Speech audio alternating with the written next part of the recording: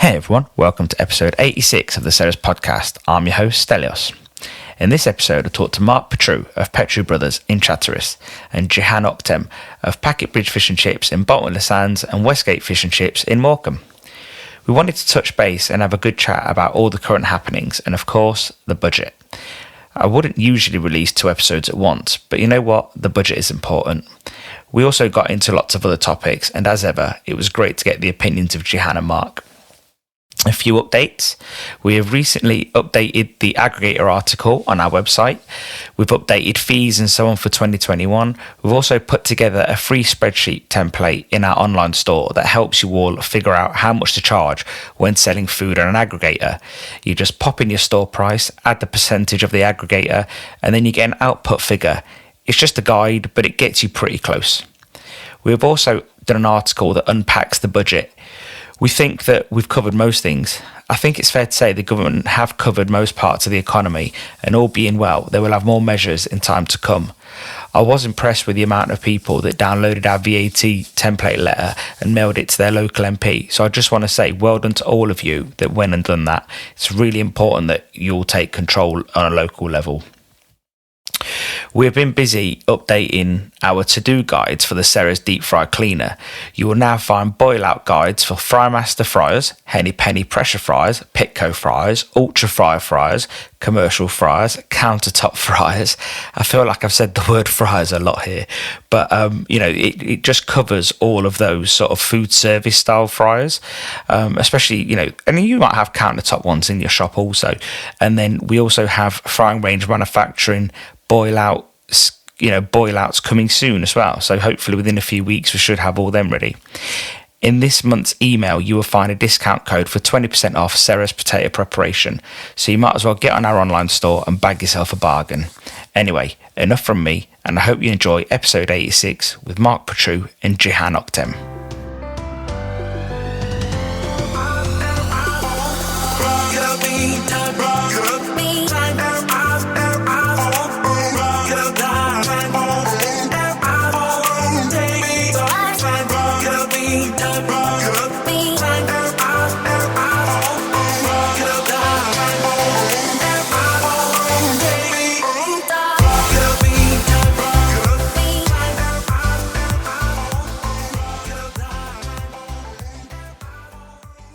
Mark, Cihan, welcome to the Chatteris podcast. Morning. Thank you very much. So I want to thank you guys for coming on today. I know you're both really busy, but there's a lot going on. There was the budget yesterday, so I thought today would be a great day to sort of get this done. Cihan, for those that don't know you, could you give our listeners a little bit about who you are and what you do and where you're from?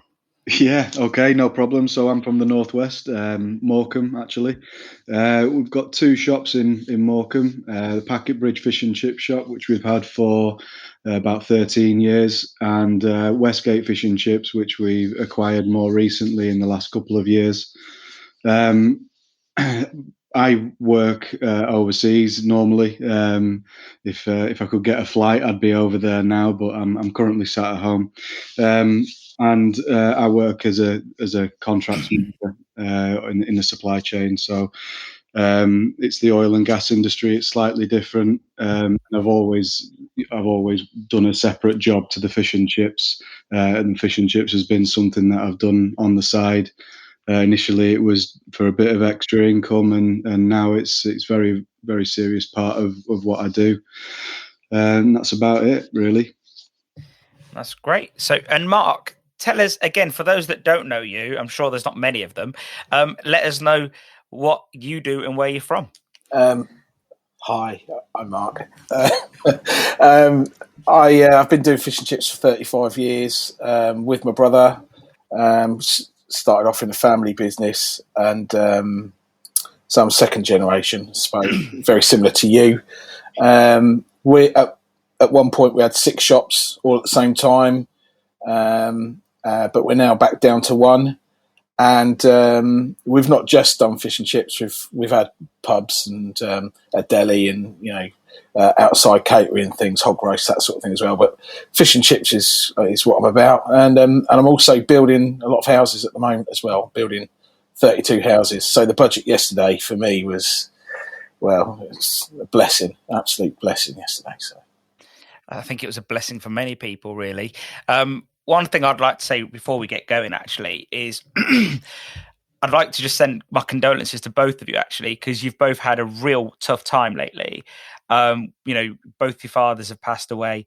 And I just wanted to say, like, from us, like, again, I know how stressful it is. You both got young families and you both come on and took your time.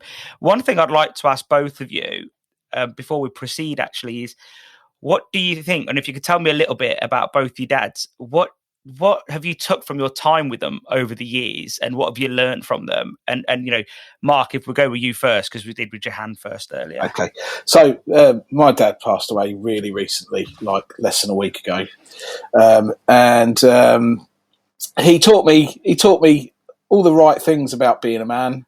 I suppose he learned the things he learned from his family about love and respect and how to grow up straight and have morals and all that sort of thing. I think he saved his last lesson till the last day of his life. He actually showed me how to die with dignity. He was a very, very capable fish fryer, very well respected. He left a lot more friends behind than he did enemies, which is always a good marker to aim at. What more can I say about him? It's still a bit raw, I guess. He was. We weren't as close as perhaps some people are with their dads, but he was. He certainly had a massive impact on my life. I don't really know what to add to that. No, that's more than enough, to be fair. Yeah, it's lovely to hear that. Yeah, he's. I mean, you knew him anyway. I mean, you met him a few times. He was one of those a typical Greek dad who would tell everybody else how proud he was, but he'd never tell you. He was. I have a feeling that's not a typical Greek dad thing. What do you reckon, Cihan? I was about to say it sounds very Turkish too. Yeah, sorry to hear about your loss, Mark. Thanks, mate. I totally understand how hard it is. My dad passed away a couple of months ago, so that was a very difficult time for both, for me and Jem, but also the wider family. Very, very similar to Mark. My dad, he taught us many lessons. I guess hard work was probably the biggest lesson. And he taught us, a lot of things about, selflessness and doing things for other people. And I didn't quite realise how much he'd done for other people until he passed away. So some of the biggest lessons I've learned have been since that time. It's almost his legacy, and it's been nice in some way, and it's helped me to deal with it. Is to be able to take some of those learnings and take some of those sort of values and make them part of who I'm going to be in the future. One thing I will say, and maybe you can reinforce this, Cihan, is that, and I wasn't expecting this because it is new. It's really new for me.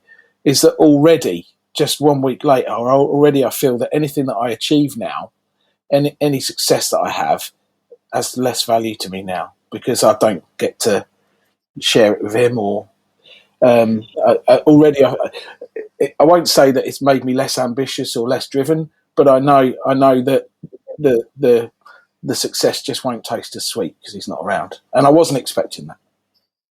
No, I felt exactly the same feelings. Both me and my brother felt exactly the same feelings. It was it's one of those things where you go through life from being a kid. You're always looking up to your parents, and you're constantly trying to make them proud and show them what you're achieving. And in some way, you do it subconsciously, even when you're an adult. When you think you're doing things for your own family, you think you're doing it for your wife or yourself.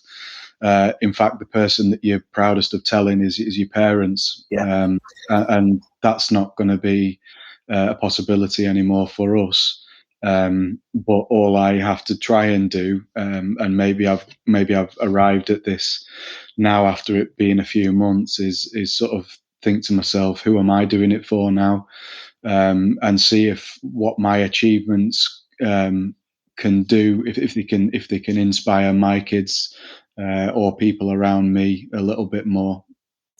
Thanks a lot, Stel. I'm just going to throw myself down the stairs.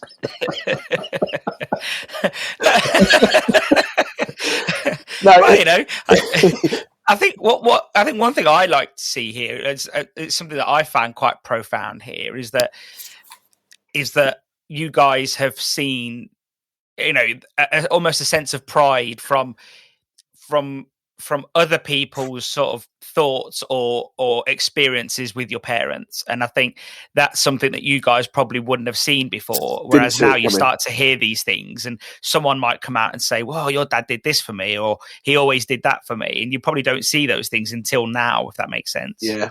I've got to deliver a eulogy for him because nobody else in the family feels capable of doing it. They don't think they're going to be able to get through it. And I've been writing it, and it started off with Steve dead to a Yaris for sale, and it's kind of expanded from there. And then it was Steve always knew how to throw a good barbecue, but he didn't expect to be the last, the main course at his last one, and I've tried, and I thought, no, you can't go there with it. It's hard to celebrate 80 years of someone's life and put it into 8 to 10 minutes, and then to deliver that in front of all your own loved ones. I'm okay talking about it and joking about it until I see somebody I love crying, and then it gets me off, and that's when I wobble. So I've got that coming up, and I've spoken to a lot of people and tried to do this man justice, and it's the last thing I'll ever have to do for him. So. I can sit here and joke about it on a podcast, but the fact of the matter is I'm choosing those words really carefully because I want to give everybody some comfort, because the last thing he would have wanted would have been to mourn his loss rather than celebrate his life. So that's what I'm going to make sure I do, is that, I give him the send-off that he would have wanted. It's more about, giving him his wish rather than... he wasn't religious, so we have to cut that out of the chat too. It's going to be quite tricky.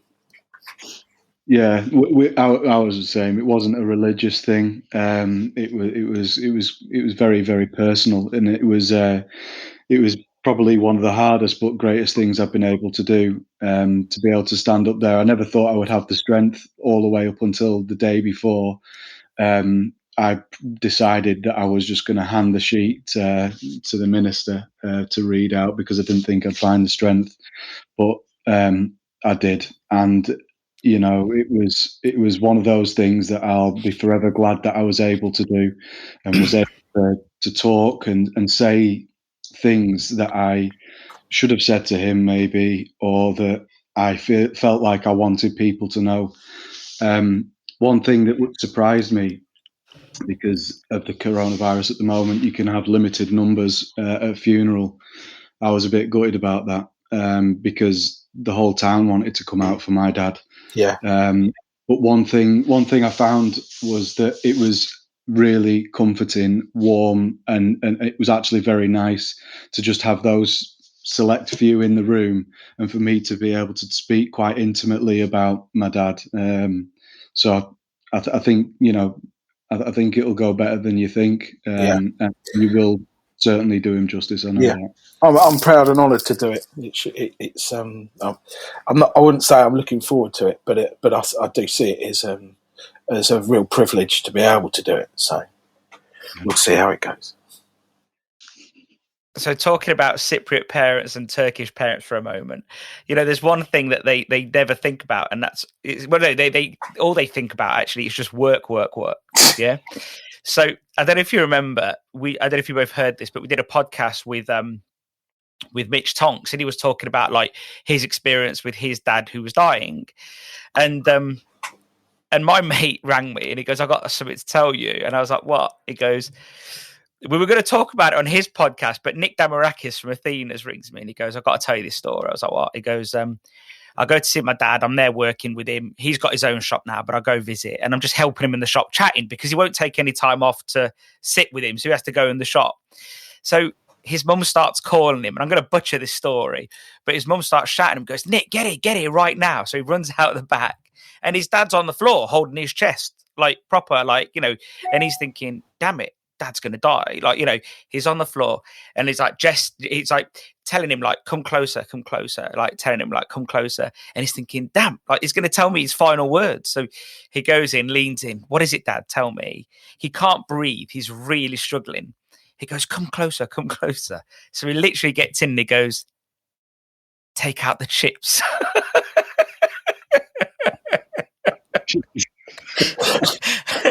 And honestly, like, when he told me that story, it just made me think of my dad, because I think, you know my dad, Mark. You've met him a few times. Cihan, I've told you about him, but I just feel that that's the way, like, my dad's going to end up doing something and going, like.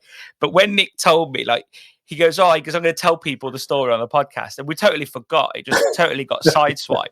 But I just had to lighten the mood, obviously, with that story. But you know, this is the thing with our dads, I guess, is that all they ever did really was work. And my dad, in some ways, I don't think he became a parent until I was about 19, 20, because by that point I was working and he wasn't.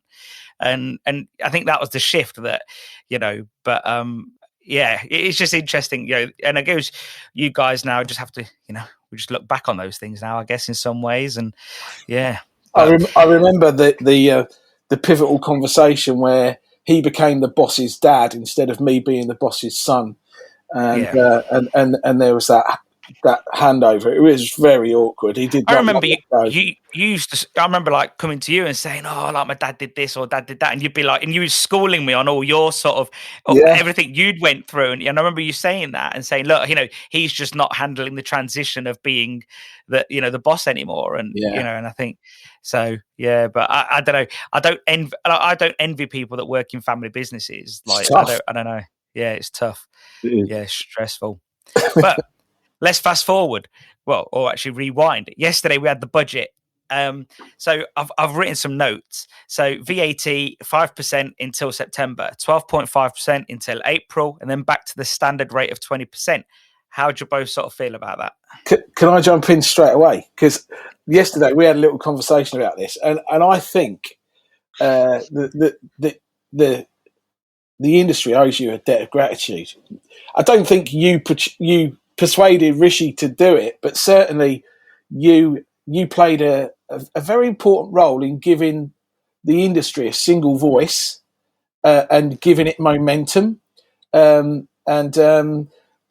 enough people, you know, sort of chanted in his ear, and Rishi obviously listened to, you know, the thoughts of lots of people, but you certainly played a role for the fish and chip industry, and just having the momentum and everybody all lobbying their MPs, who knows what impact it's had, but it's certainly, I certainly think that, you know, you made a big difference. So, you know, big up yourself. So here's my, no, I don't think I made a difference. I'll tell you why. I think I made it possible for those shops to make a difference. That's where, you know, me and Cihan's had this conversation before. Like, before I did the letter, I sort of went to Cihan. Oh, you're so modest. You're so modest. It's true. Now, come on, what did I do? I got someone to help me write a letter and put it on a website. You nagged. I didn't. No, but you nagged, and you kept replanting the seed. You know, to a point where some people thought that you were taking over, you know, certain groups, you know, for a while. You know, at the end of the day, I think you gave everybody direction, focus, and a single voice for our industry on this issue. So you know, take it, man. It's a compliment. I agree with that. I think one of the things that we find difficult in this industry is to find the tools to do what we want. Everybody wanted this VAT reduction, and nobody had the time to spend for themselves to do a letter or know what steps to take. And I think you made that really easy by providing that letter, and also exactly what Mark's saying is beating the drum and constantly sending the message out that we need to get these letters to our MPs. Yeah, I think for me again. So not trying to divert. So I accept. I accept both of what you're saying there, but genuinely, yeah. What I really, what I really do believe, and I've said this, and this is where I really bang the drum, is that as an industry, there's all these shops out there that just, for the most part, sit there waiting for someone at the top to do for them, and I think that. I really believe in personal responsibility and getting involved and mucking in. And rather than just having a go at the NFFF and saying, what do you do for me? And I suppose it goes back to what JFK says back in the day, innit? Like, what can you do for your country? Like, and, it's that rhetoric. It's go do, not wait for it to be done. And I think if people can, start engaging with local politics and showing, their MP, whichever way they land, lobby for their own cause. We may not all agree on that.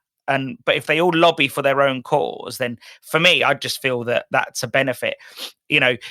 I genuinely, I like the fact that they've kept it till September. Obviously 12.5, I did think they'd always stage it back up to 20%. I don't think we're going to see long-term reform, guys. I don't think. But I don't think. What you've done is you've given the really bad shops another 6 months to find out how they're going to hide the money that they've got to show. But for people that are having to adapt to this new cashless society, because that's what's really that's part of what's going on here as well. And having to margin manage and to steer their business through these very changeable trading conditions, I think that extra 15% is going to really make such a huge difference. And then you've got that period afterwards where it's only 12.5. It's walking on warm coals instead of hot coals. You're kind of getting used to it a bit. So yeah. I think it's as good as we could have hoped for. I mean, what we really want is for him to take a view on the whole hospitality sector and put 10% VAT on sandwiches and on everything else that doesn't have VAT on it, and to drop everyone that's paying 20 down to 10, and to create a level playing field. That's what we really want. I mean, I think if that was the case, he'd probably find that he was far better off by putting 10% on the things that aren't currently VATted, and making it, we would all show more, we would all contribute more. It would, I think it's just, what we should all be aiming for now, personally. Yeah, I totally agree with that. I think anything that simplifies the VAT system and makes it more of a level playing field across, hot food, cold food, biscuits, cakes, all that sort of stuff, it really, really will end up in more tax receipts for the government and for the country. And I just think it's better off all round.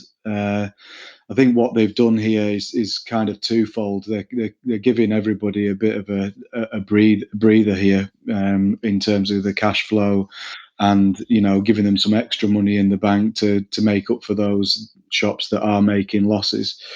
But they're also giving themselves a bit of breathing space. I think if they give themselves till September, they can see how things are going to pan out with this situation, and perhaps look at the VAT system as a whole.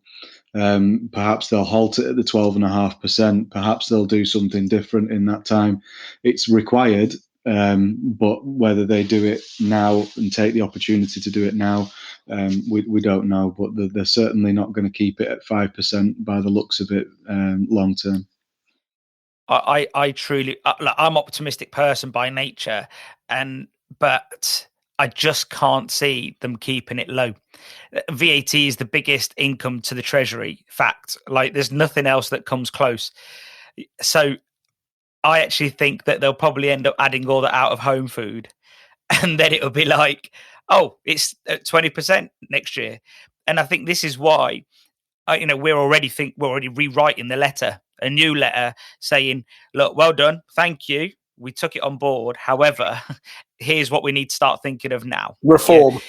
Yeah. And I think, but, the problem is, it's it's how hard it is to get people to send a letter on an email. One person sent the letter, an MP got back to him and said, "Oh, can we arrange a call?" And he was like, "No, I'm too busy." So it's whatever you say, like you've got to, if you really believe in this, then you've got to do it. And I think one of the biggest issues we've got is the fact that I think VAT, people still don't understand that it's a consumer tax. And I think ultimately the government sees it as a consumer tax. They don't realise that it's been applied incorrectly over the years, or in some cases never really been applied. So they don't see that actually, for the most part, it hits people in the pocket as opposed to just being a consumer tax that gets passed on automatically. And I think for me, I saw Andrew Crook or whoever it was for the NFFF put a statement up saying something about portion sizes. I don't think the government cares. It's not their problem. Do they say, "Oh, Pizza Hut, you shouldn't give away an 18-inch, you should give away a 15-inch." I don't think the government doesn't care about that, in my view. And I think that just muddies the waters. I personally would like to see, it doesn't bother me at all as Ceres, it bothers you two more being at 20%, but I do see that the benefits there of being at 12.5%, because it could be quite, good for the industry. Again, it got dropped recently to 5%. Again, I wonder how many people dropped it. As the letter of the law, VAT should have been dropped really, but it didn't, because I think this time round, I think it's slightly different because it was there to help people stay in business. So I think that for me is like one of the things that I don't know. I don't know what are your thoughts on this whole consumer tax thing, Cihan? No, I agree. I think it is. It's all about how they can target certain areas and basically take tax receipts and where easier than on desirable items such as food and takeaway. I think one of the main things that they're pushing for. Getting all this money in, they're not looking at the best way of doing it, which we've said before is actually a lower rate of tax, but across more items. Perhaps even, I mean, we've not. This one's one that has been talked about before, but people get a bit upset about it. But reducing the thresholds as well, at what point you do start to pay VAT, or whether there should be a threshold at all. Why not have a fixed rate scheme that starts right from the bottom for them smaller cottage industries that find doing the tax returns difficult? It's something that needs to be looked at for sure.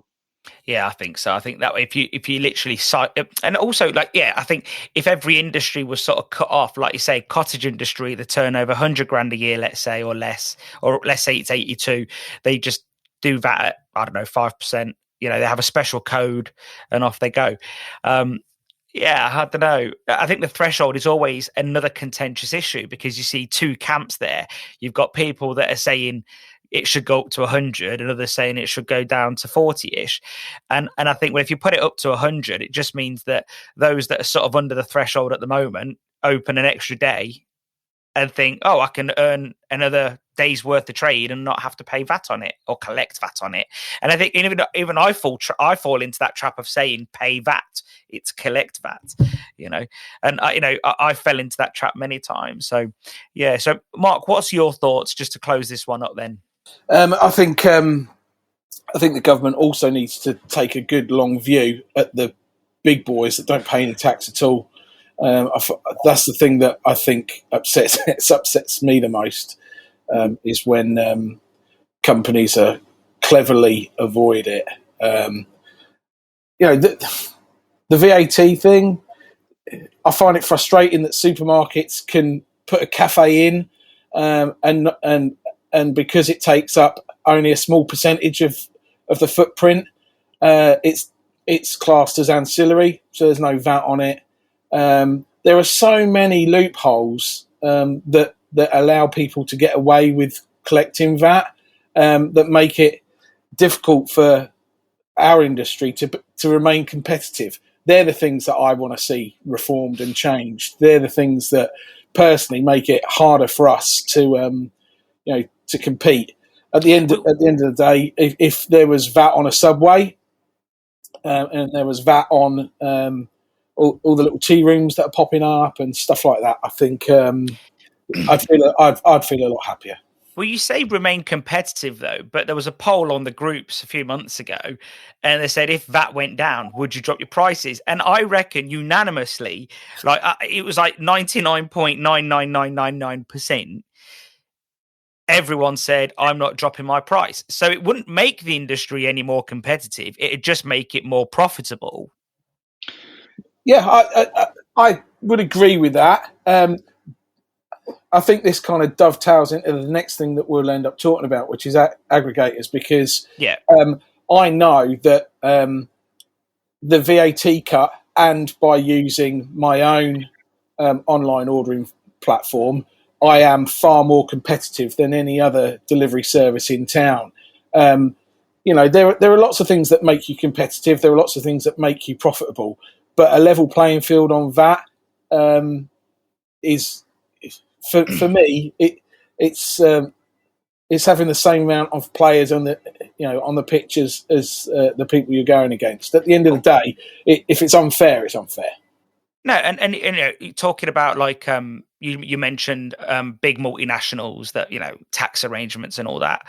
For the most part, though, their tax arrangements are all open and clear. I think gone are the days where it was a complete fraud. I think now, the main reasons why their tax position is so low, I from my understanding, is because of the super deductions and all of those deductions they're putting through capital equipment through the business. They're constantly reinvesting in their business, which keeps tax quite low.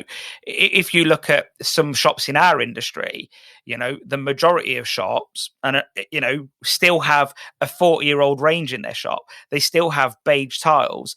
They still, they've not invested. So, you can argue, well, by not reinvesting, they can't claim back those capital deductions. Yeah, but how can it be okay for somebody like Sainsbury's or Morrison's or Tesco's or any of the big supermarkets to have a cafe in the corner of their site and be selling fish and chips from there and being perfectly okay to not collect 20% VAT on it when it's exactly the same product? So what I've seen there is that they do charge VAT. So I don't know where that's from, but I've always seen that a supermarket does charge VAT on hot food. The whole hot chicken thing's gone. Anything that is hot, that ambiguousness now that's been clearly defined. But I haven't been to a supermarket cafe in a little while, like most people. So I know somebody who works in a Sainsbury's cafe, and because of the size of it compared to the size of the store, and it's classed as ancillary, they avoid it. Yeah, but I'd like to see a receipt, because for me, there'd be a breach of the law, because hot food is hot food, regardless of the setting, regardless of what it's classed as, ancillary or not. We'll have to go out for lunch, mate. Great. Of all places. So let's move. So of all places to take me for lunch. So business rates, free for 3 months, discounted for 9 months. That's all right. I think most people are really like that. Corporation tax goes up to 25% in 2023. The one interesting thing I think is going to be good, and this is not just for our industry but many, is the super deduction.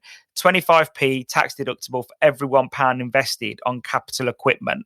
So I'm not an accountant, so I don't want to, give people solid advice here. But at the moment, I think it's something like 18%. Capital deduction. So 25%, that takes, it's a nice big chunk off your tax if you go buy a frying range. Would you not? I see you nodding there, Cihan. You sort of, can you see that being quite a big deal? Yeah, I do. Yeah, I think it's a really good time for anybody over the last year to have been having a good hard look at your own business. Look at where you can create efficiencies and improvements. Look at what equipment is letting you down or is nearing the end of its life, and saying, right, what's out there on the market. Let's start to invest. There's access to funding through the C-bills and other loan schemes that will support that purchasing. And if your business is robust enough, you could lease it as well, and there's benefits to that. So you could really rebrand yourself, refresh yourself, and say to your customer base and the wider audience in your local area that you are serious about your business and you really want to be here to stay. I'm going to invest in this for the next 15 years. I don't understand the mindset of people that take on a shop, and that is their pursuit, that's their career, and they are planning to do that for the next 10 to 20 years, and they are refusing to let go of their 30-year-old range. Do they expect that one to go on to the 50 years? Why not start now with a brand new range that sees you through that 20 years, providing a better product, more efficiency, a better image, and more reliability? Yeah, well, I've had a great year. I mean, in the last 12 months since lockdown one, my turnover at my chip shop has more than tripled in 12 months, and it's a great time to be investing in your business. I've bought 2 frying ranges in the last 12 months, and when you buy them, you're paying 20% VAT, and you're only paying 5% on your sales. So for me, I feel like I'm getting 15% off on my purchasing, and it's good for me to not have too much profit. So if I'm going to buy a new range, this is the set of accounts where I want all those capital purchases in there. This new announcement as well is it makes the deal even sweeter. Historically, if you were going to set up a chip shop in the high street, you'd be lucky if you got change out of 100, 150 grand. I set up a second site to ease the pressure that my shop was under on an industrial estate for 17,000, and I'm doing 6.5 grand a week from this site that cost me under 20 grand to set up. So now when you order in my shop for click and collect, you come and collect it from the store that you think you're ordering it from. But when you order a delivery, it comes from somewhere completely different. I'm having a discussion with my accountant as to whether or not I can run those as 2 separate businesses, or whether it's classed as a continuation. Because having two separate properties, it could reason. I think there's an argument that it could be, Mr. Fish in the high street and Mr. Fish delivery service. But I think I'm going to lose that one. But you have to see. You have to see whether you can make that fly or not. But Cihan, you talked about Sybils. I've gone through the long and painful process of applying for a Sybil, and I've just been approved 1.3 million towards my house project. What a great government-backed loan that is! It saved me £400,000 in interest and arrangement fees. It was worth the pain and the misery and the hoops to jump through to get it, and it's actually stalled my program. It's taken me a good 6 months of pen pushing and box ticking. But what a great deal it is. The new measures that he announced yesterday as well, for 2 more extra grants and restarts. Fantastic. It is. If you're, I feel as though that the whole landscape is changing. It's evolving as we come out of lockdown. There's going to be lots and lots of money out there for hot food retail, and now's the time to grab your share of the market, because it's all up for grabs. I don't know if you have the same optimism in your corner of the country, but certainly where we are, staying in has become the new going out, and people have they've done their gardens, they've done their houses up. They're still not booking holidays, but by golly, they're eating takeaway food, and we've grabbed business. Just it's been so easy for us. I do think there is a bit of a. I think there is going to be a downside to that, and I think that obviously it'll be good when people start holidaying in the UK, but I think once everyone migrates to the coasts, I think most chip shops are going to start seeing a bit of a pinch, and hopefully they just cut the cloth accordingly for that blip. I think it will correct itself, but at the same time as the summer holidays, restaurants are going to be reopening as well. So I think, look at what happened last year with Eat Out to Help Out. It was a lot of, we're quiet. And again, that came at the same time as the summer holidays. So I do think if people are feeling a bit plush, they will go to these places. And look, not being funny, we've had a good run as an industry. I don't really see an issue with that personally, but I just feel that it's got to be shared around. My one concern I have is from an economic point of view that I think it's all right to throw all this money around and it's great for the moment, but when do people stop saying hands out for money and then, and start working again? Because I think even in the groups, there's a big dependency on I'm waiting for this money. And I do think to some degree, if you look at America as the complete opposite to us, they haven't had that money and people have carried on working and the economy is probably not going to dip as much. And I wonder what your thoughts are there on that, Cihan. Yeah, I mean, the people that are sitting there waiting for handouts are probably the ones that shouldn't be operating the shops anyway. I've not had a day off. Yeah, there's been so much opportunity out there right now. If you are reliant upon yourself for an income, you're not in a salaried position for a big corporate, then you go out there and you find it, whether it's reinventing yourself or I understand for certain sectors where you've got restaurants and things like that, but even in our area, we've seen some of our restaurants completely rethink their model and almost use it as a kitchen. Their chefs have been working harder than they've ever worked, and they've had the click and collect scheme for restaurant standard food, which has been really nice to take that home to your families after cooking 3 meals a day, for this whole period. The way I kind of see it is it's a bit of this whole period has been almost a shake up of a snow globe. And so all of these customers, all of this money and custom, it's all been floating around, shaking around, and we've all had opportunity. There's some of the older ones that are listening to this will remember the Crystal Maze, where you used to be in that big dome, and there's all these notes flying around, and you grab what you could out of the sky, and it kind of feels like that's what it's been like at the moment. We've found we've had an incredible increase in our turnover, and we've captured more customers because of the way we've done things. Everybody's had the same opportunity. It depends on your hunger to do that and your mentality. And I think some of the people that were sitting there waiting for handouts or reliant upon them, there's been other things out there, and I know that'll upset a couple of people that have genuinely had it hard, and I know that there are genuine cases, so I apologise to those. But there's also there has been a lot of people that have just been kind of apathetic about it. Yeah.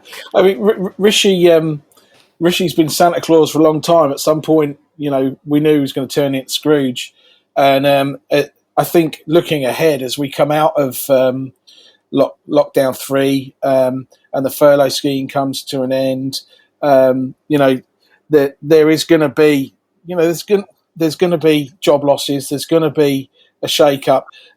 We had a conversation last week about reps out on the road still, and we only just really scratched the surface. But I think a lot of sales reps that have been grounded and not been able to fly, whiz around the country and do their jobs, they should be really worried right now. I think it's an outdated model. There's so many cars on the road. It's so easy to mail things out, and it's more personal to communicate with people, and it's more cost effective to communicate with people directly nowadays via Zoom. It's just environmentally better as well. I think, if you're a company and you've got a load of reps, I think maybe unless you're selling something really bespoke that that needs fitting and measuring and tailoring, I think there's going to be massive change. There'll be a lot of people hitting the skids when the furlough scheme ends, and that, of course, that's going to have an impact. There is a blueprint for gaining new business, and I think you can't. I mean, we've had this conversation before. You can't just switch on your range, pull up your blinds, and wait for people to come in anymore. I do a lot of training with other people that are starting a new business or trying to fix a broken business, as you know. And one thing I always say is, you need to identify who you want to sell to, who your customer is. And for me, I was able to clearly identify three main types of customer, but that might be completely different for you, Cihan. For me, it was generational, but if you're on the coast, you might have day trippers, locals. It might not be an age thing, but there are three different types of customer, and I've targeted them in very separate ways throughout this pandemic. The first thing I did for lockdown 1 was I wrote a letter to everybody over the age of 70 that was shielding and told them that I could do contactless delivery.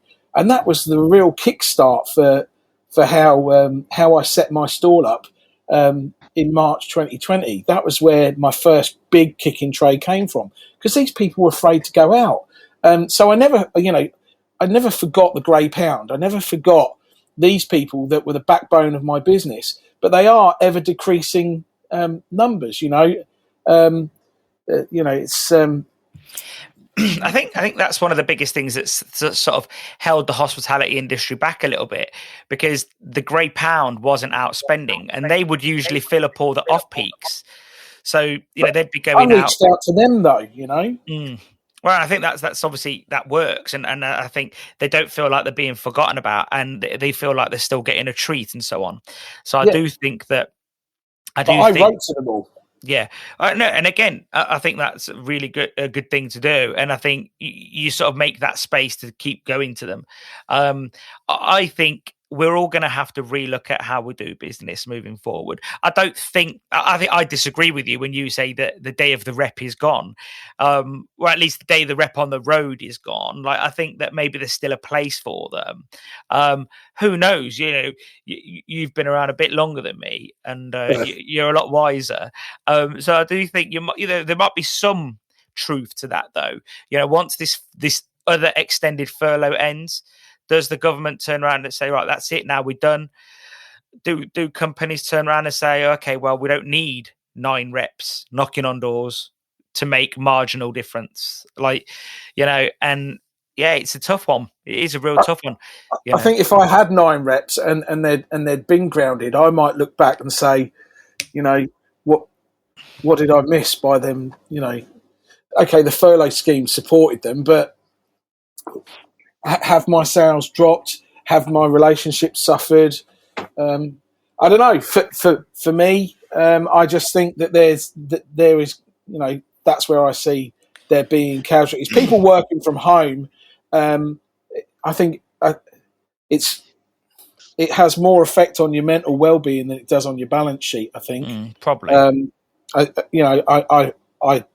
I've managed to escape every day, but other people in my household have been climbing the walls when I've come in. So, there's a lot of complex issues there. But if I think about business, I would be seriously looking about what can I learn from this pandemic? How can I can I evolve and be more efficient going forward?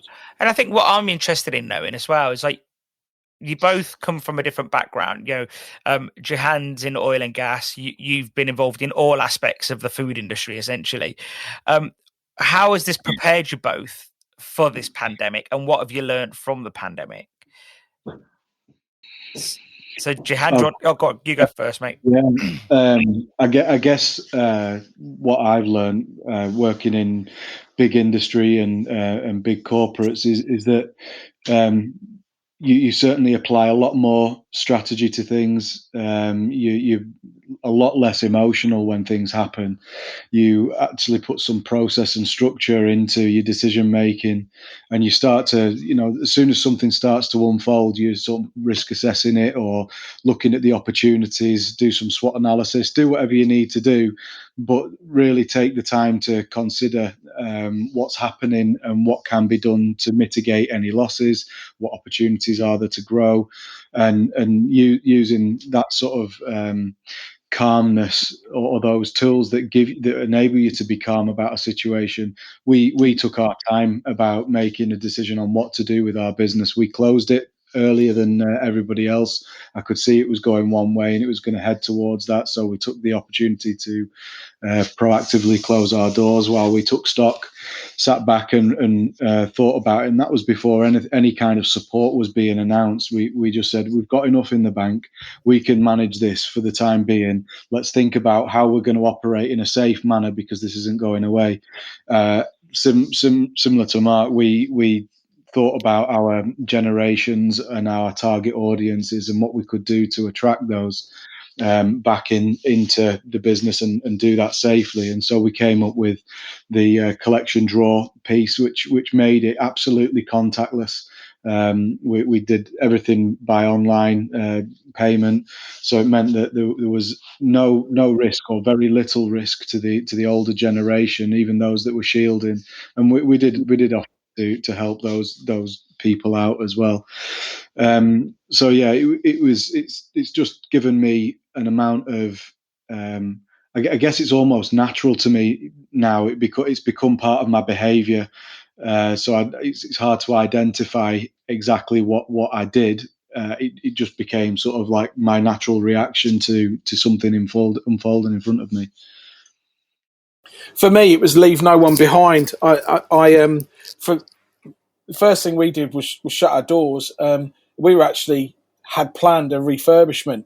We'd ordered a new range, and we shut our doors on the Friday and started stripping the shop out. And then Boris announced lockdown on the Monday. So we were actually closed. So thinking about the grey pound that had supported us for the last 30 odd years, I didn't want them to be shut behind closed doors and not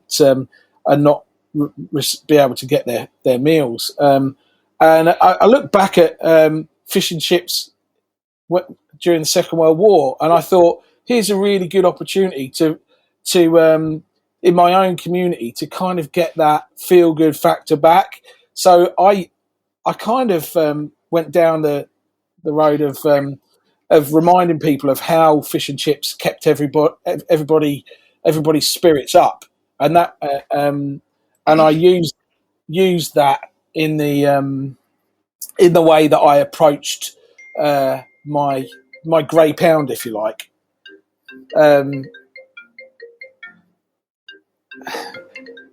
My phone's going. I'm sorry. Okay. Do you need no, I've cancelled it, but it's going in my headphones. So I set up a pop-up chip shop in my spud room while I was refurbishing. I did, it wasn't part of the plan. We were just going to close and then reopen with this brilliant sit down. So for me, putting in a sit down where I'd had a takeaway for the last 30 odd years, I was quite excited about that. And then I realised, hold on a minute, if I put in a sit down, I'm not going to be able to use it anyway. So we had to adapt really quickly. So I had the app built but I was afraid to turn it on because I only had countertop fryers. I had a brand new range delivered, but all the engineers were furloughed. So I had a new range that wasn't commissioned, I think, for about 8 or 9 weeks after it arrived. So for the first 8 or 9 weeks of furlough, I was doing, let's say, quite a few £1,000s a week, and delivering it too, with countertop fryers. It really aged me, but at the same time, I got a real buzz out of it as well because I really connected with the people that I was doing it for. We were taking payments over the phone to make it contactless, but people were using online banking and paying straight into our account. And I was afraid to turn the app on until I had my big pans up and running.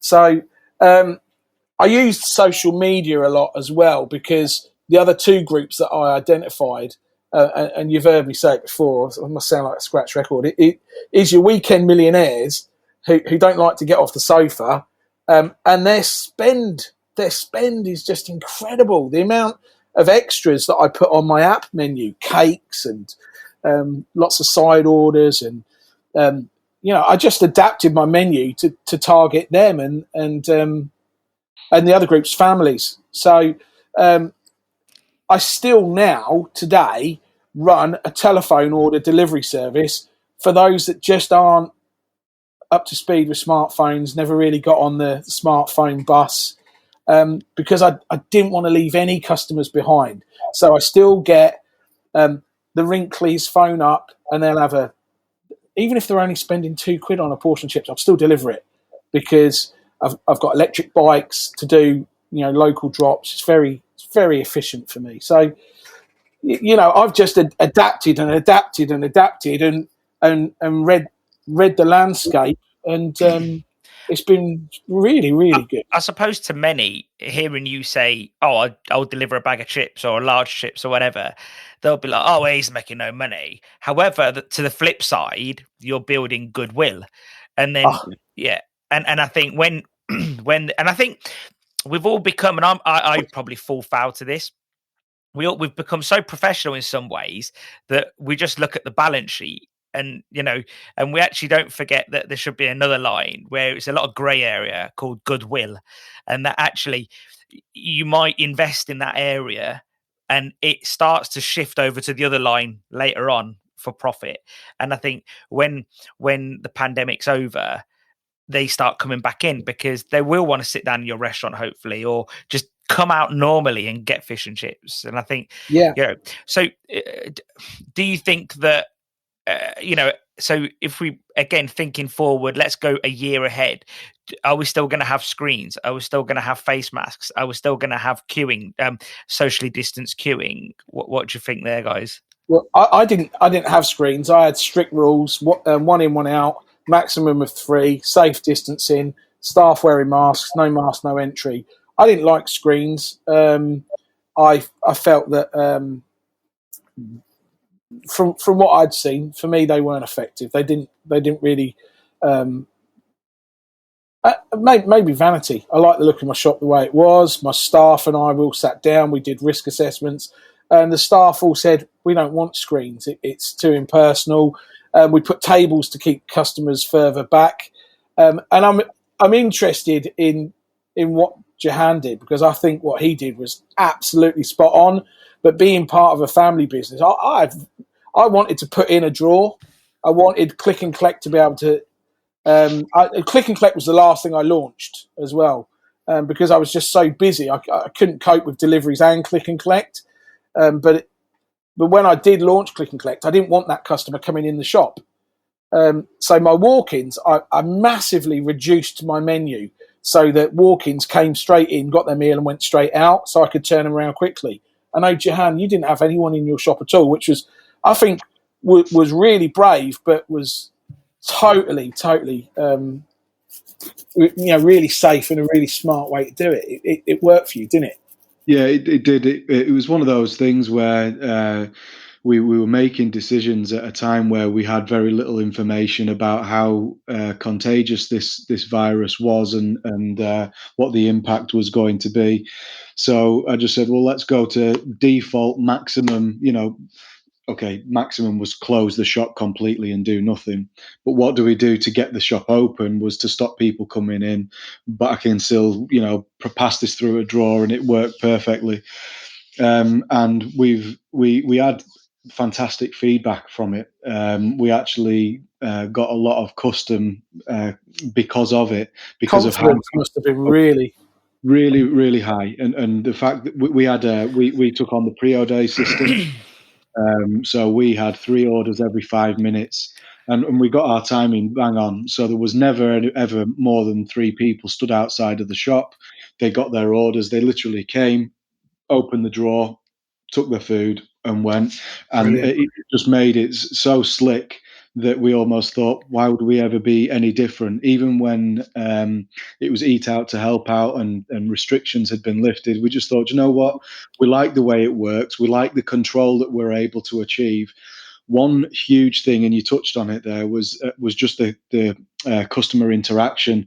We seriously missed that because we get a lot of people that just come in and they just want to chat while they're waiting for their food, or we share stories and just ask how are you doing. For some people they're old and on their own, and that's the only contact they get with a person that week is when they come in and collect their fish and chips or go to the post office.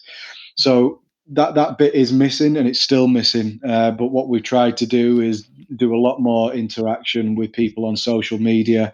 We're also sending a lot more messages out. There might be some personal notes on some of the bags and things like that, just to, hope you're doing well, sort of thing. We just scribble it on if we've got time. It's just those little things that we're just trying to work on. But everything else, we're very, very happy with how it's gone. I like you, I didn't want people in the shop stood behind a screen. I didn't believe in the screens. I didn't think they offered any kind of protection to something that was an aerosol that could just pass by a screen anyway. So it needed different controls, like you say, no mask, no entry, simple as that. I remember talking to Rob Fury, who owns Florigo, when everyone was putting up screens. And he said it's not a good idea because he said if you've got a screen from ceiling to the bottom of the counter and then wall to wall and then just a couple of little letterbox size little holes, the extraction from the ranges would just pull all of the air from the customer side. So essentially, if they did have COVID, you'd be bringing it through. But instead of just, I don't know, in normal sort of particle size, they'd be forced through. Funnel it. So, and I think that's why I know a few shops that decided not to put up screens for that reason, but just serve people at the door. So I don't know. I think, but I remember talking to someone, and he said to me, if it gives people the perception of safety, it's worth whatever it costs. And I thought, I get that too, but then I prefer honesty and just, facts. Sometimes when people have the perception of safety, they become unsafe. Yeah. So they walk into a place because there's a screen up, they don't have to wear a mask. Yeah. Why they? I get quite frustrated when I see people just wearing a visor, and there's some people obviously have medical conditions, which means that's the only thing that they can do. But you get people that just bang on a visor and think that they're doing enough for themselves, let alone everybody else. And they don't work. They don't. It's so true when you say about. Oh, go on, Mark. Sorry.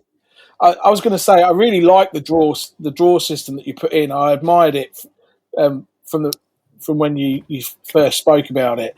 I like the idea of actually having an even smaller menu later in the evening once my deliveries have stopped and once the walk-ins have stopped, and having something like a night porter where like a 24-hour people can still place an order and come up, and I just have 1 or 2 people on and they're safe inside the shop. I'm just, like I said, I don't want to leave a single customer behind. So I'm looking, how can I feed people late at night? I can do it safely through this. I admired it very much. I wished I'd been able to put it through, but logistically it was very difficult for me. So one thing I wanted to discuss was moving forward, and we'll just take a very quick poll on what you both think here, just very quickly. Are you fans of aggregators or not? No. No, and Mark? No. No. Okay, No. so I'm going to have to be devil's advocate. Yeah. So again, I sent you both the article last night. I think we recently updated an article on aggregators.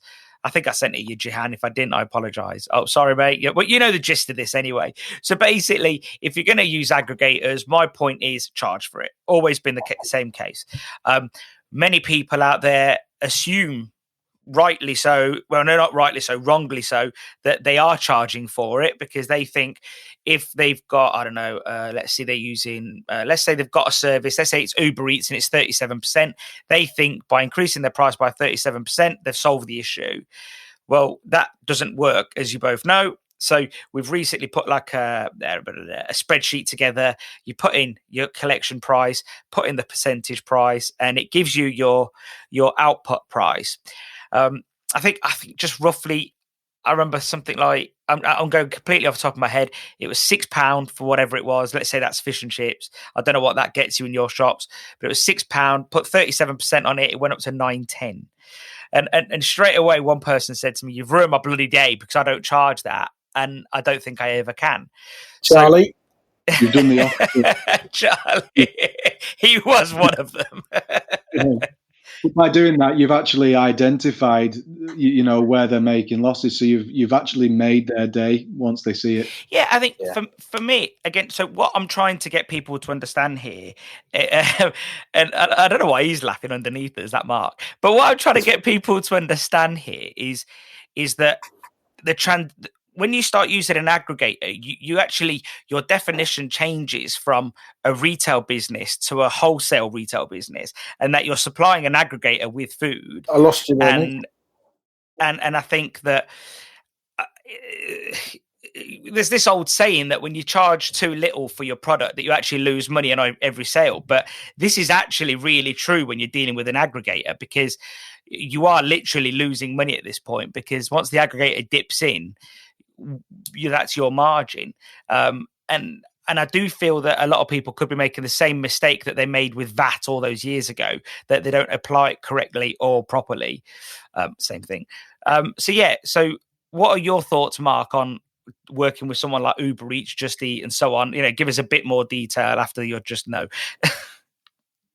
Okay, so that's a big tin of worms to open there. Let's first talk about the extra that you have to charge in order to come out the same way that you would be if you weren't using them.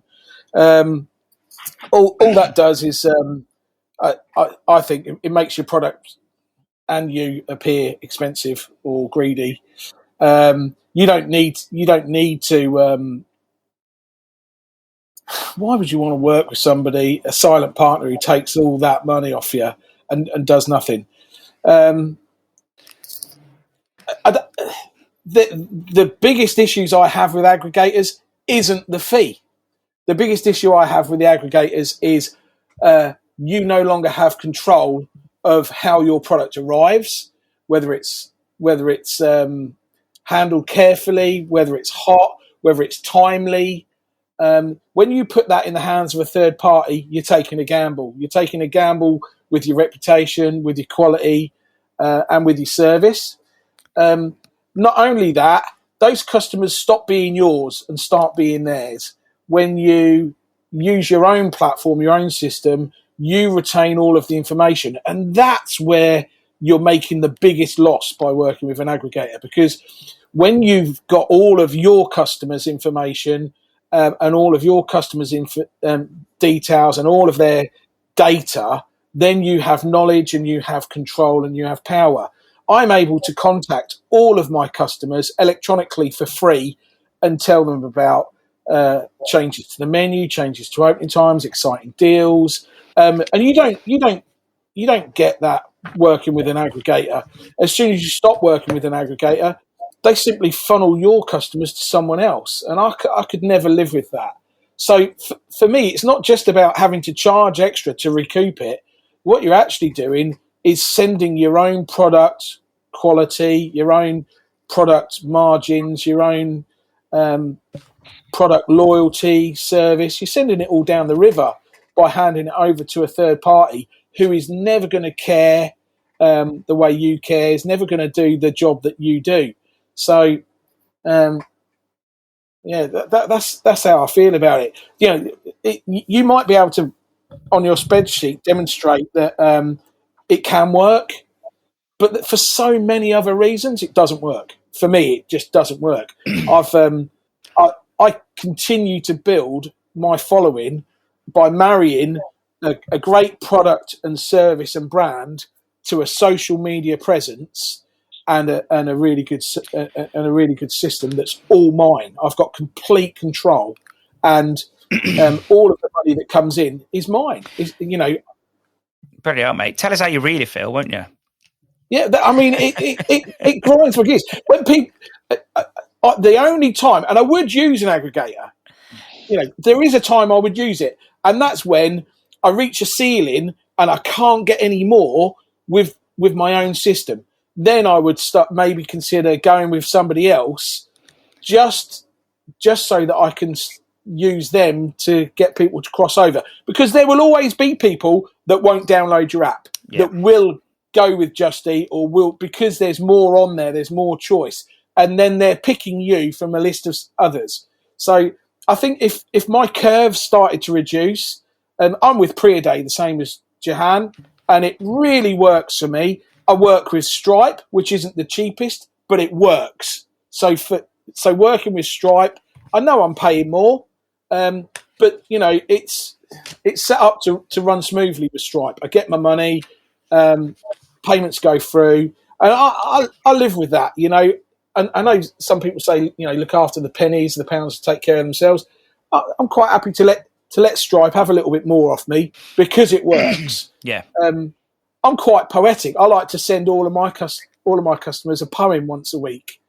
And you've only got 400 characters, but no, it's normally like something like, if the road turns to a river, remember we deliver. If the weather outside is crap, why not use the app? So, that sort of thing, So your worry mostly then is the fact that you're installing a middleman and you start to lose control, essentially. Yeah, control of all the really important things. I want my product to arrive as close to how it left in terms of time and quality. We all know that fish and chips starts to wilt the minute it comes out the pan. You want a pan-perfect portion to arrive if possible.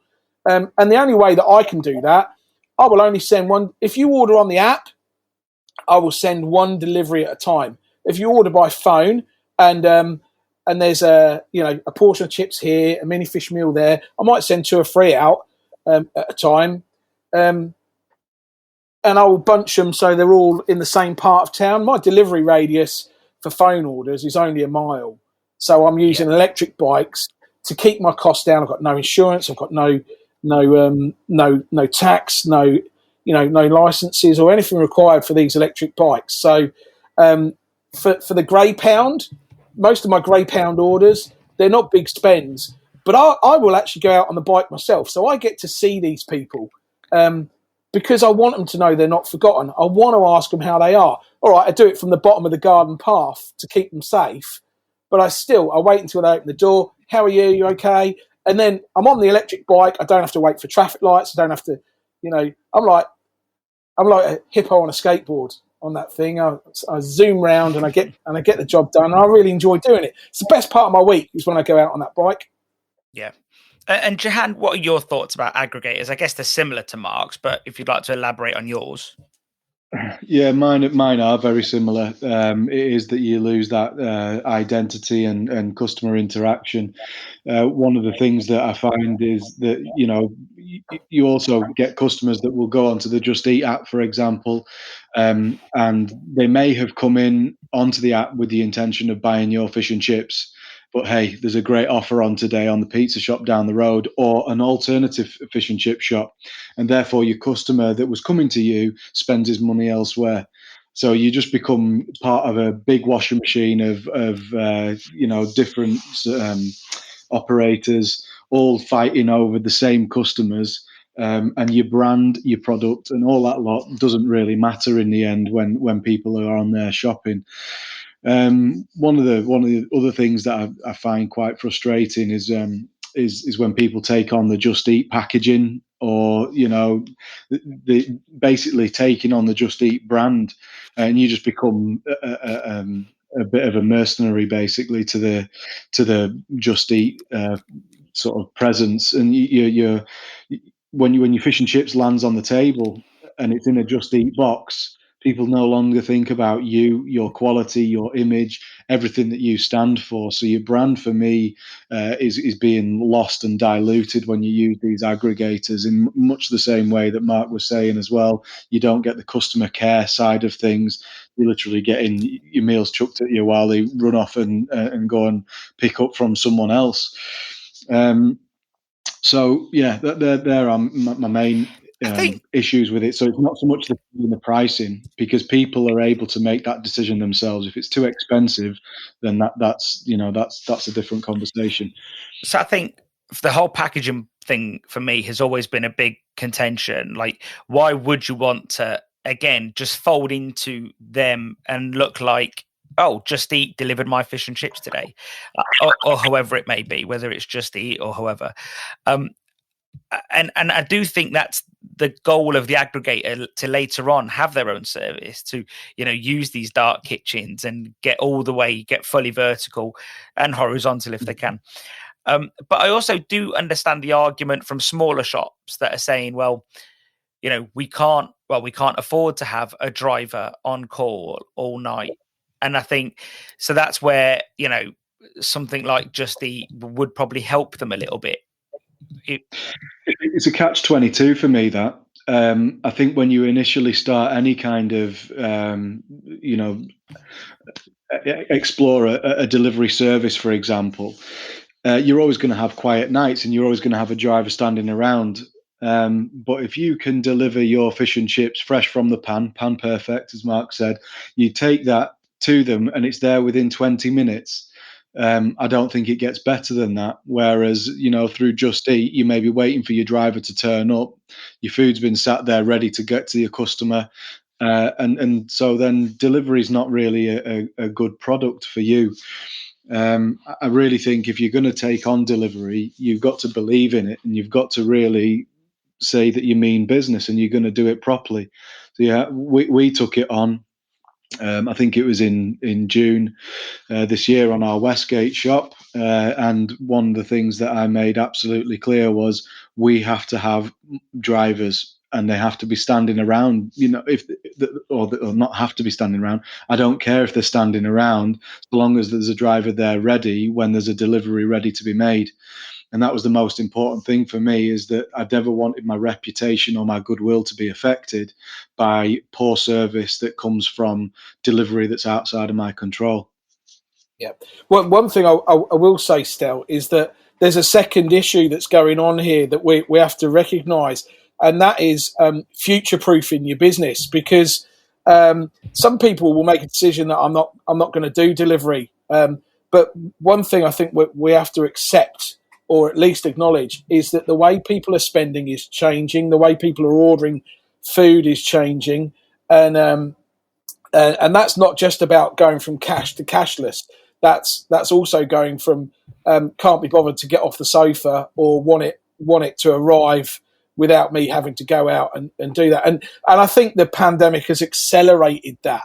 But if you're serious about future-proofing your business and being in fish and chips for the foreseeable future, even if you don't go down the delivery route, you still need to have an online presence. You still need to be able to create a way for people to order that. And what I do is I was nervous about launching Click and Collect because I was so busy with my deliveries. But now I actually incentivize people to Click and Collect by not having any fees. When I deliver, there's a standard fee. Within a mile, it's £2. If it's more than a mile, it's £5. But what that allows me to do is I know that I can afford my drivers. It's not whether or not I can afford to have people standing around. I think Kelly Barnes raised an important point that when she said she didn't realise how much more people would be prepared to pay online for the ease of having the food delivered.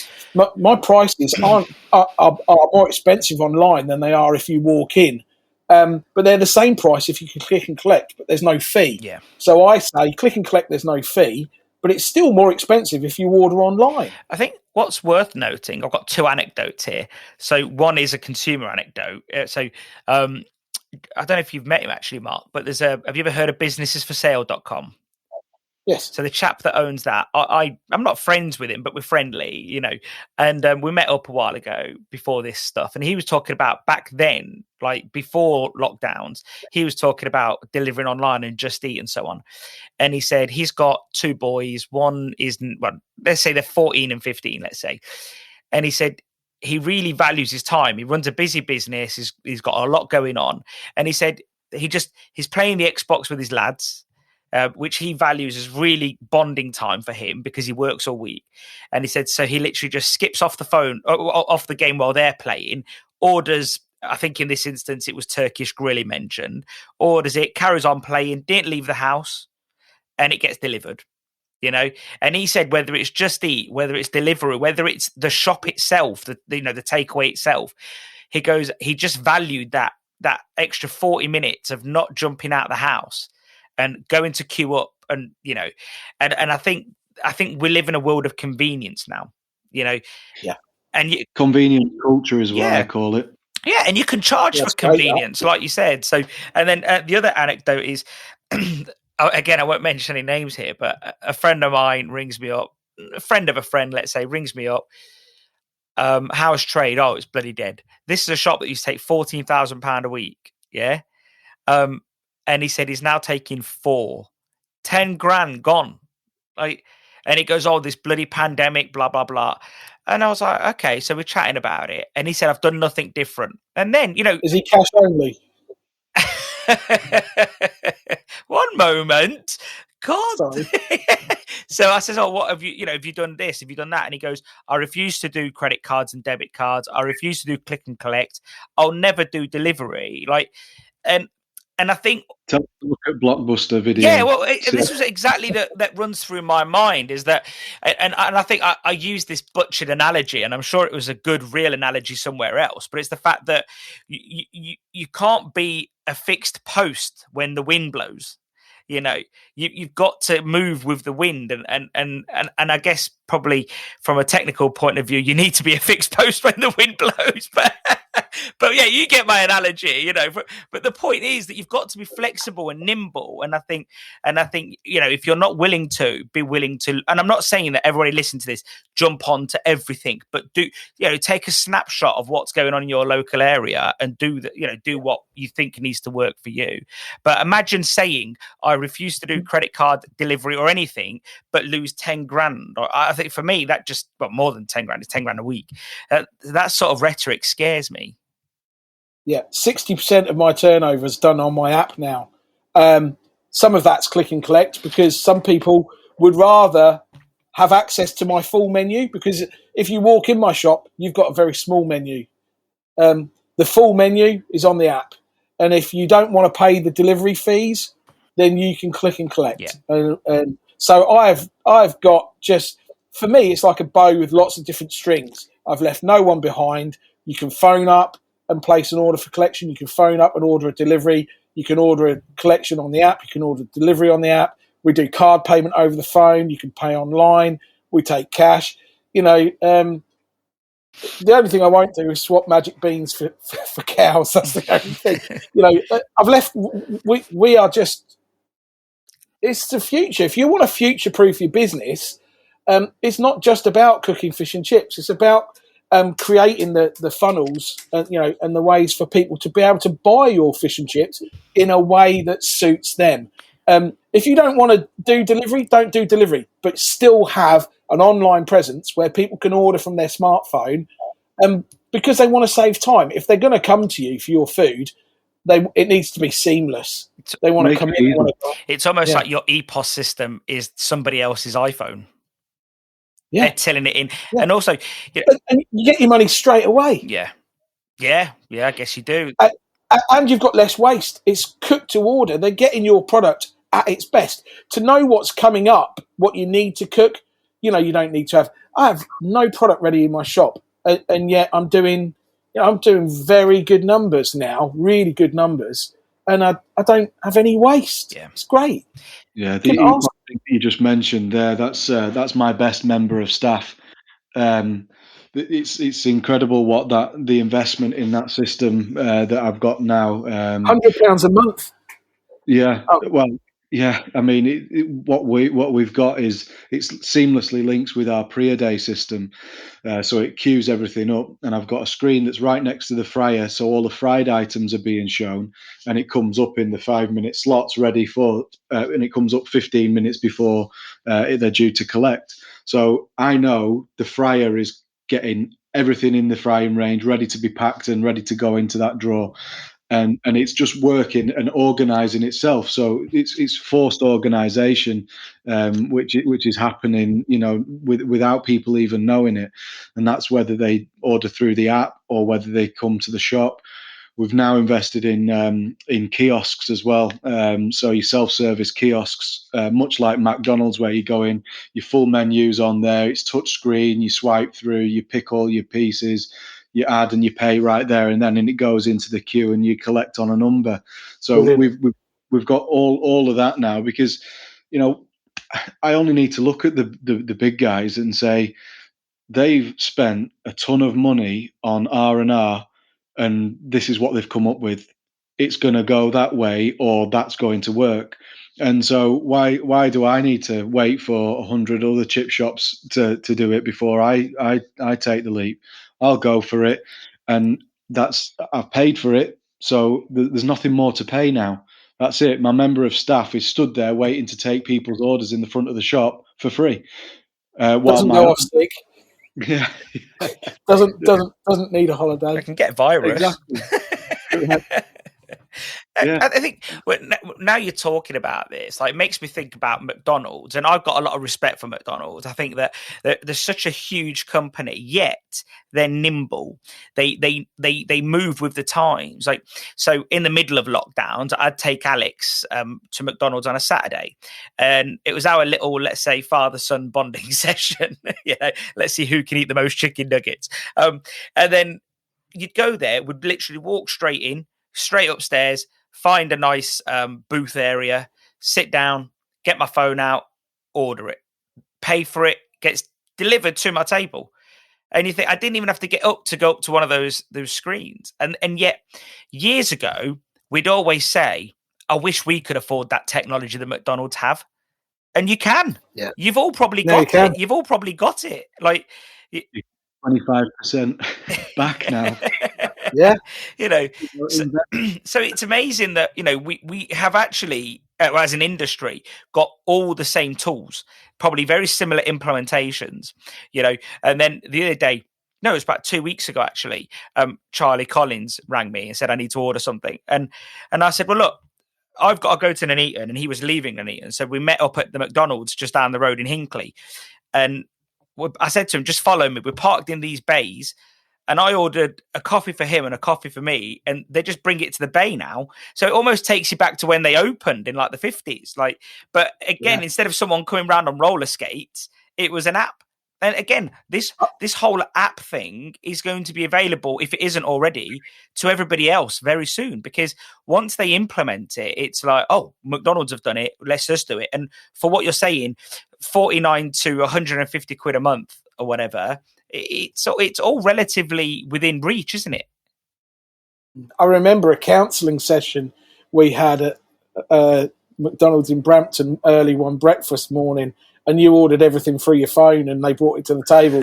And I thought it's the first time I'd ever seen anyone do that. Yeah. And I thought he's gone too far here, well, that was before. Was that before COVID? Remind me. Yeah, it was before COVID. You see, I'm really futuristic, Cihan. You may not know this. He was ahead of the curve. I thought he was headphones on. I thought he was just either really lazy or just no, but ain't that the point? I am lazy, yeah, but I'm starting to calculate. I'm always calculating time versus effort or time versus money. And so are consumers now. It's not just business people that sit there saying, well, time versus money. I think now it's literally even consumers are saying, I've worked all day. I've been either stuck in the house or at the office all day. Why would I want to go and queue in a chip shop or wherever, Indian, Chinese? I can just get it sent to my house. And then I go home, have a shower from my long day of work, come downstairs, have a cup of tea, and knock at the door. My food's there. And regardless of which way you tackle that, I think whether it's aggregator or doing it yourself, I think customers want that convenience now. And I don't think that's going away. And I think because pre-COVID, consumers had busy lives. Now it's that times 3 or 4. I think that's not going away. I think, if anything, both couples are working and you got kids at home, and I think, like you said, Mark, people are climbing up the walls. So I think if someone can get food delivered to their house, I just think, oh, you know what? It's a nice treat, So, yeah, well, that's my thoughts. Moving on from that, looking further forward, where I set up my delivery hub, I've got so much square footage there. And this industrial unit's $500 a month to rent. The rent is so low. I can see, certainly in cities and higher density populated areas where these multi-kitchen hubs are starting to pop up, that I need to expand my online delivery service beyond what I'm currently doing. Now, I make my own sourdough, and I do sourdough pizzas. I've been looking really closely at a few burger concepts. One of them's called Holy Burger. It's just local to me, but they've really cracked the burger business. They're getting 14, 15 quid a burger just by layering it with onion rings and hash browns and bacon and making their own patties and brioche buns. And they've really upped the quality of your online burger. And I want to get some ethnic offers in as well. I want to start doing curries. I want to start doing Chinese food. So, and I can do it all from this place. So I'm now starting to go out of my comfort zone and seeing what else I can marry to my fish and chips. I want to sew my own town up. So I don't, at the moment I'm exploring, and I've got all the room I need, to do it from this unit. So, the next step for me as we come out of this is what can I add so that when people make a decision, and that's before Uber Eats comes to my town, because they're not here yet. Just Eat aren't here yet. Food Hub are. So before they come and take over my town, I'm going to have something so established and so set up in my backyard that people will be able to go via my app and not just get great fish and chips and great pizzas and great burgers like they do now, but they'll actually be able to get a Chinese meal or an Indian meal as well. So I can sew it all up. So that's the next step for me is looking at how I can bolt other things on, but they've got to be as good as my fish and chips. I think I'm a couple of steps behind you. I'm also looking at venturing into the pizzas and burgers and bolting that on. We've got spare capacity in Packet Bridge. Requires a bit of development, but we've got a basement and garage area. It's being converted into a production space, which will have no shop front at all. One thing that I've learned just now is that you don't need one. No. You can basically operate from an industrial unit or from a production space like this is going to be, and kick out a cracking product, which is again well branded. Your presence is still there. You're still online, which is where people will see you. And through your packaging and everything else, you can really create a great bolt-on business. Yeah, my sourdough pizzas, each base cost me about between 10 and 12 pence to make a pizza base. Using my own sourdough starter. You only call it sourdough because you never throw away your dough. I call it sourdough. Well, my sourdough starter, it's not me, it's my brother. He's the real brains and the talent behind it. He's really, he really is the smarts. I'm just the mouthpiece, to be fair.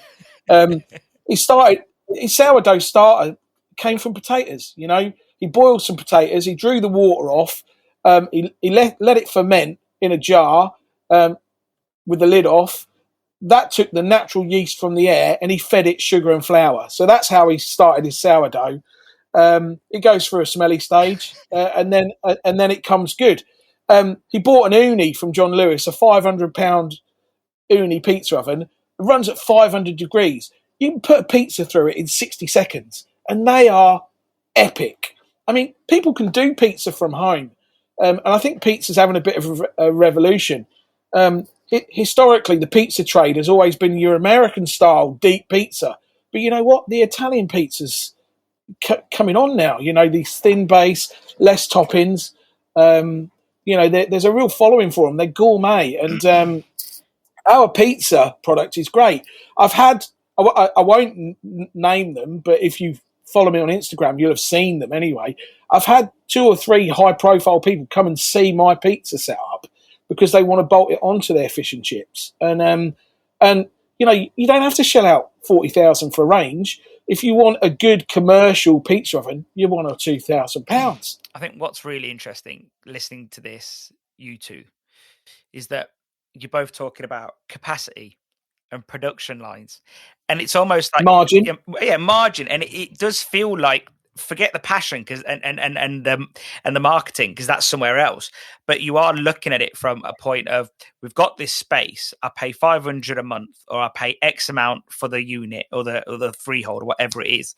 I want to maximize every single little inch, and again, it's speak that we didn't really hear before COVID. It's almost like, I know you both have been very entrepreneurial over the years, and I've known you both for a while. I know you've both told me these ideas for a long time, but they just seem to fit right now. That, it's almost like you've got all the systems behind it to make it work more efficiently as well. Yeah. It's become a no-brainer. It's become one thing this whole situation has made me do is just go for it. We never even considered doing deliveries. We didn't know how we'd be able to cope. And so that's the opposite to you, Mark. We started with the click and collect, and then we started to introduce the deliveries, and it's worked an absolute treat through preparation and understanding what we needed to get in place. But we've thought about it for a long, long time. What are we waiting for? Let's just get on with it, because what's the worst that can happen? We pull it back. We don't do it anymore, and so these ideas, you're right, Stelios, I've had these in my head for a long, long time. I've had this space, and I'm thinking, I'm not getting any value from it. I'm paying for it, even though I own it. It's one of those things. It's just dead space. Why not make it work and make it generate some income? So that is what I want to do, and I have looked at the same sort of concept as Mark of having a unit in a different location, a different territory, which then serves for just a delivery only business. I think it makes absolute sense. So if we then we've gone broadly in terms of business plans and ideas. If we go back to your bread and butter businesses, does that then make you look at those menus and make them narrower and say, well, we can be specialists elsewhere under different brands, but under Petrou Brothers, Packet Bridge, Westgate, we're going to narrow that menu a little bit and become more artisan or more specialist? How are you both on that? If I can go first, I've made my shop front and my high street presence is important to me, because people need to know what they're buying into, and I really, refitting my shop was very important to me. I've got just a few tables and chairs because I think the best fish and chips I can sell is on a plate straight out of the pan.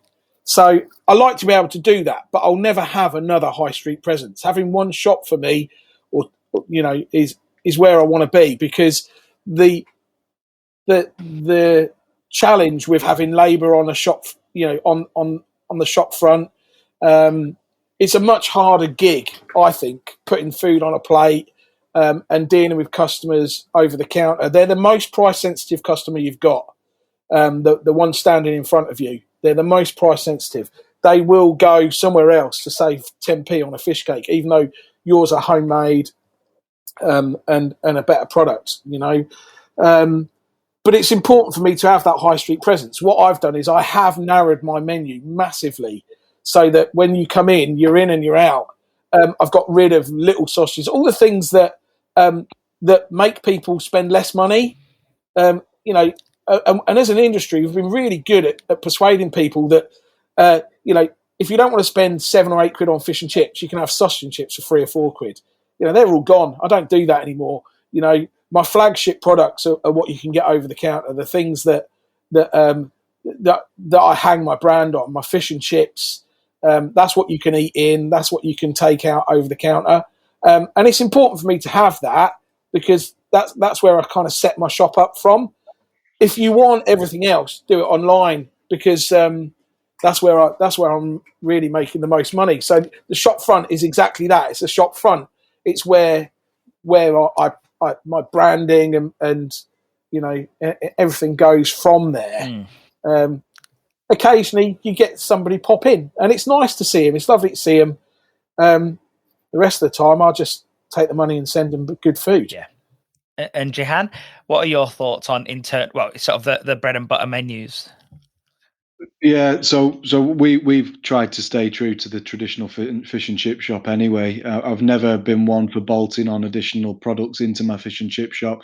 Yeah, we can do kebabs, we could do pizzas, we could make an extra few quid, but I think it really takes away from the core product, which is important to us, and which is why we've got such a good following and such a great amount of respect in our local area for what we do.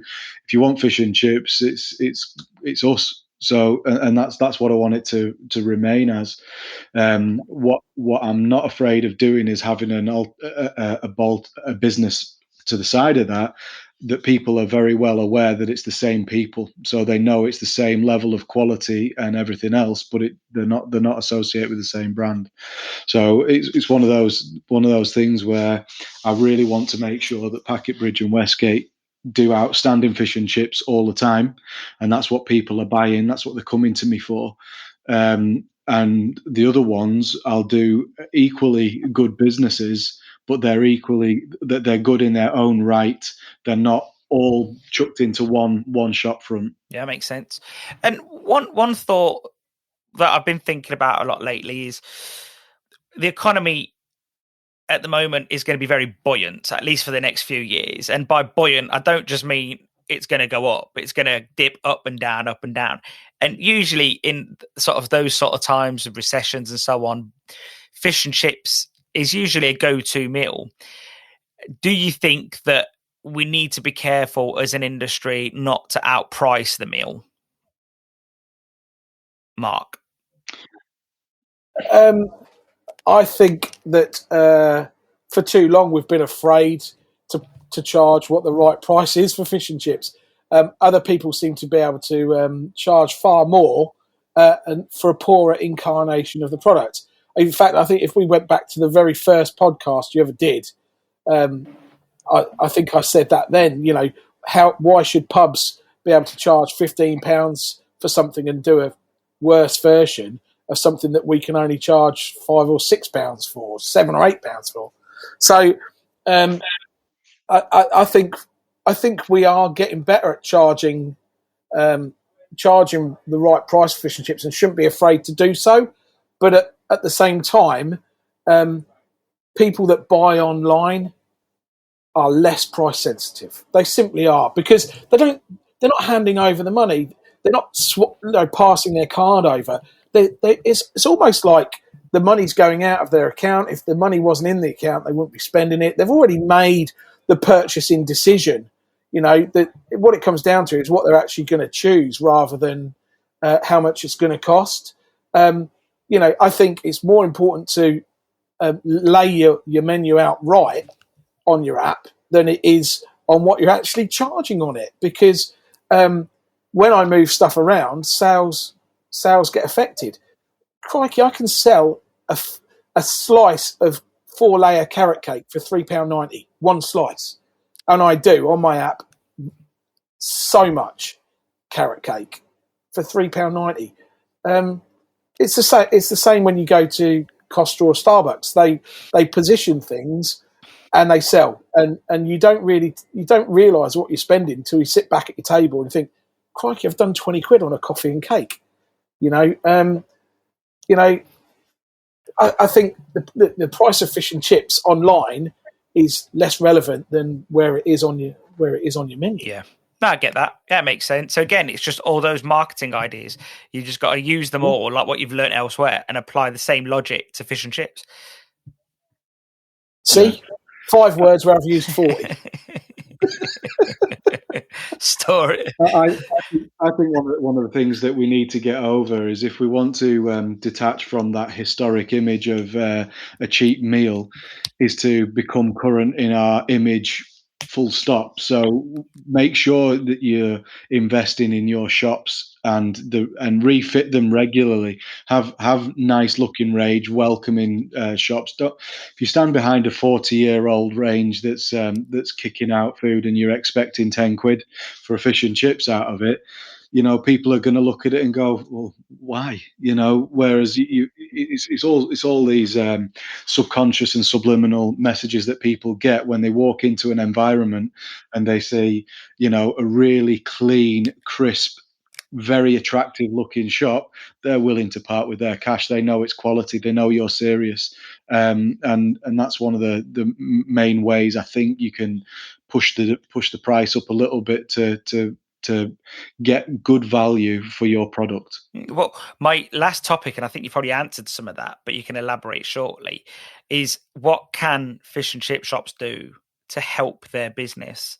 And, Mark, you jump in here because this is something you do a lot, and it'll give us something to think about. Okay, so I made a little list. Sarah should laugh. Okay, so identifying and targeting your market will play a big part in preserving and growing your own market share. I think at the moment, all bets are off.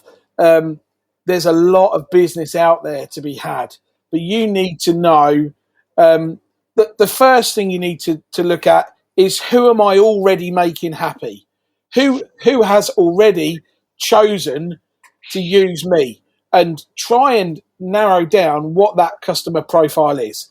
What kind of age range? Maybe ask them the first 4 digits of their postcode and get an idea of where people are coming from to your store and what they're purchasing.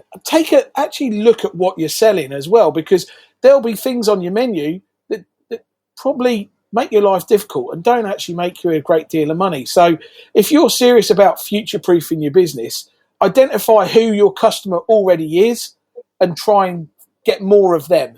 That's the most efficient way to grow your business. If anything other than the person that you're already making happy is speculative, there's a gamble.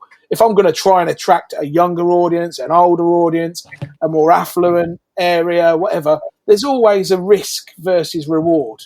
Whereas if you know who's already loving what you do, getting more of them is the easiest route to growth. So, do your homework before you embark on anything. Before you spend a penny, just take a look. Spend some time around the other side of the counter. Have a look at who's coming in and look at your own business with a critical eye from that side of the counter. What am I not doing? You're already good at what you do. It's just you're not good at what you don't do because you're not doing it. So, where is there opportunity for growth? How can I find more of the people that are already loving what I'm doing? What can I improve? There's a lot of government incentives to spend right now, lots of tax breaks, and to future-proof your business, you need to add those strings to your bow. Don't just be cash only. Look at how you can get people to part with their money for your food. You can people can pay by card, contactless. I think that's going Is it going Yeah, up? I it's missed going up. that. In the I think budget. it's definitely going up. Yeah, I think, and also So by mobile phone, it's by mobile unlimited, isn't phone it? It's unlimited. with with their watch, they'll be able to wiggle their ear at some point and pay. I'm sure. It's you need to be able to take money in every way possible. Online payment straight into your bank, via a third party payment provider. You need to have a social media presence, and I don't know if that's Twitter, Facebook, or Instagram. For me, it's Facebook. And get your mix right. I'm not ramming deals and products down people's throats. I'm adding value with my social media. I tell people about where my fish is coming from. That I'll make my potato grower a local food hero and tell them a bit about him. Things that interest people. And it's called engagement. Just get them understanding what makes you tick, why you feel your product is right for them, why you're making the right decisions for them, your sustainability. There's so many powerful messages that you can get into your social media that drive sales. If you don't have a Facebook page or you don't pay somebody to do it for you, you need to appreciate that will drive sales. I think Is that enough? I think one thing I think about social media is don't try spread yourself thin and be everywhere. Just choose one, whether it's Facebook. Just choose one and give it your all. I think I've made this mistake in the past where I'm on Twitter, on Instagram, I'm on Facebook, I'm on LinkedIn. And you know what? The only thing I really care about really is probably Facebook. I think that has the most engagement for me. I feel that I can talk to people. I always use the analogy that it's like the market square in the town centre, that you can stand there and talk to people about the product. Nothing against the others. It's just that you can only do one really well. And where the big companies like McDonald's and so on do it really well is because they have teams of people doing each separate platform. But they can't do it locally, no. can they? Well, I don't know. You'd be surprised. We make big You'd be surprised, though, I think. Like, the lady that I know that owns the local McDonald's, she has a local page and she does show people going and doing litter picking and all of that. So I think even they're aware of their local corporate responsibility. And I think, and that's really important, I think. I don't know, like what I don't want to say to people, just go change your range. I think that a lot of people think by changing your range you get busier. You don't. You give yourself more capacity in some respects, But I think for me it's just the little things. Make sure the shop's always presentable. Make sure that you've cleaned it. And it might sound obvious, but it's those little things that make a difference when people walk through the door. Because I think if you can't get the basics right, that's when customers are going to say, "Well, I went there and the walls were filthy and the floor was mucky." And I think it always starts with the basics. It's all the little things, It goes back. Cihan, you told me about that guy, didn't you? That the corporal that says, when you get up every morning, just make your bed. And because that is the first thing that you do that day that sets off an orderly process. And if it is just making your bed, then the next thing it's I'm going to go down and do this, and then I'm going to do that, and it's the same with having a business, isn't it? If you've made sure that your windows are clean, which is the first thing that people walk past, I always find it just helps, things like that. What about you, Cihan, mate? I think one of the best things you can do to help yourself is understand that you aren't your best critic sometimes. Invite people, maybe people that you respect or people you'd like to be a little bit more like, and say, come and have a look at my business, tell me what I can do, what things can I change here, and be open to change, be open to trying things. Don't just take a look at an idea and go, I'm going to do that, without having full consideration of it, and looking at all aspects of how it might impact what you currently do.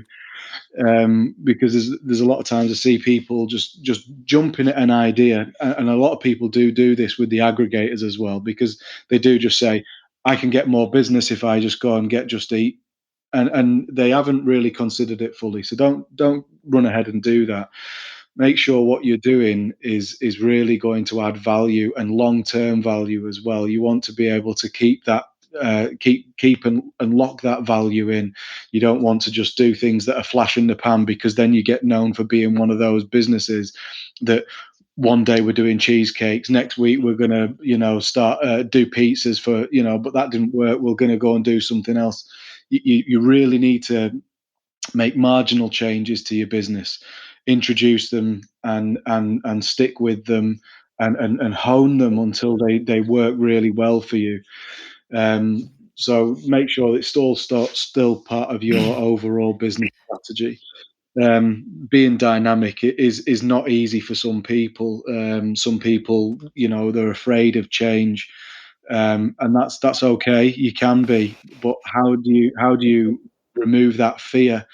It's basically finding, putting things in place that give you a comfort blanket, that make it secure change.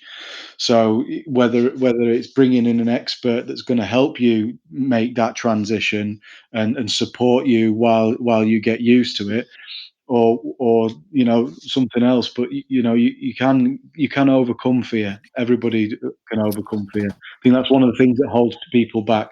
I'm not going to take credit cards because it's just a bit. I like having cash in my hand. Well, yeah, I know, but you go into the supermarket and you buy your shopping on your card. So if the money's in the bank, it's no different. Just get used to these ideas and slowly transition. Try spending cash these days. I think one of the things I was thinking as you were saying that is that I'm not into fads, and I think you see a lot of at the moment on the groups. Oh, I saw this on TikTok and all the young guns are loving it, and then they do it and then they get rid of it after a week. And I think, to call it out, it's the what is it? I don't know if you guys have saw it. It's a bread roll that's got chips in it, and then they batter it and fry it. And someone said, yeah, but I saw it on TikTok and it's doing really well. And I'm just thinking, TikTok for me, it shouldn't be dictating short-term trends. If you take a long-term trend from it, that's okay, because you can build a business off a long-term trend. But off a short-term trend, you just can't. It's just,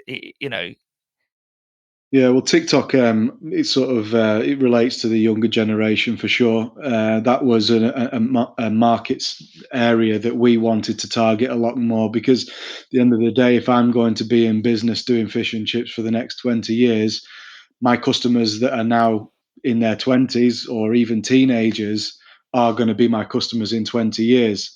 I need to capture them now, because people are habitual. So you need to get them buying fish and chips and loving fish and chips and making it a traditional thing for them and their families.